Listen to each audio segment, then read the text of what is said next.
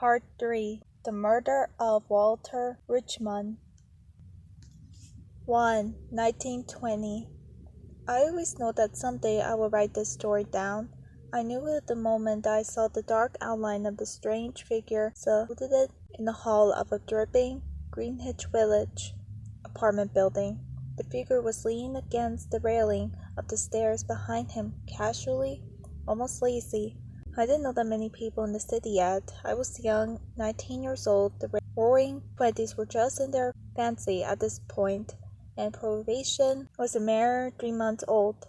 To have a visitor was interesting for me, and seeing as I generally enjoyed the people, pretty thrilling too. But I'll tell you something, I was not expecting this.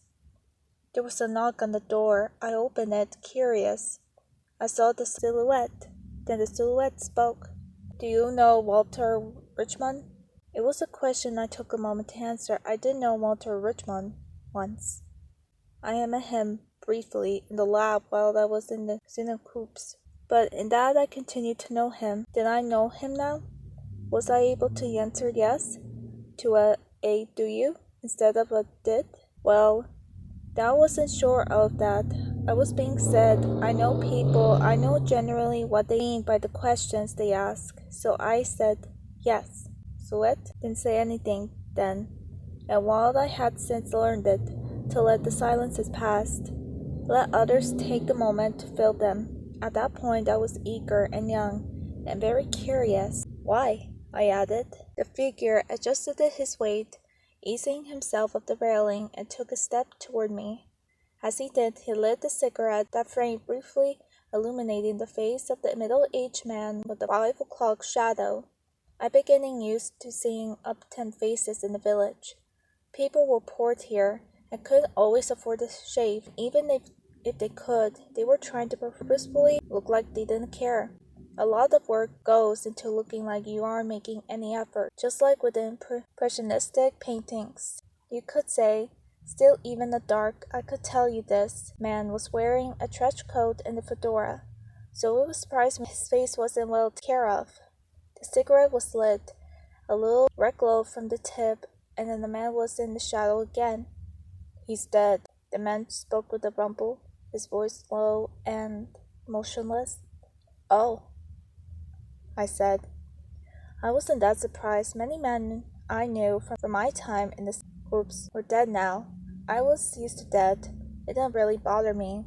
Death was, and is, inevitable. "You don't seem surprised." I shook my head. "I'm not. I wouldn't have been surprised if you'd have told me he was alive either. I didn't really know him." "You really didn't know him?" It wasn't a question. And it was here, and I started to think that maybe I should be as careful when my answers as he was being with his questions. "Who are you?" I asked it.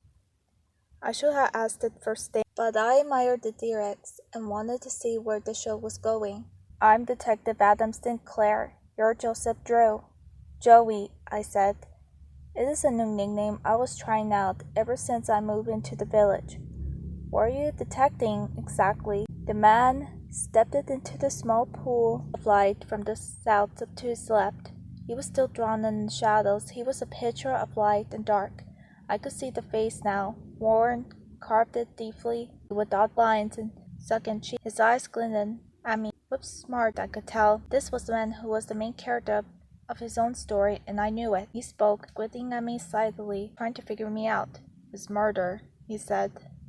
"Is murdered?" I asked it, letting the shock get the better of me. Detective Adam Sinclair didn't nod.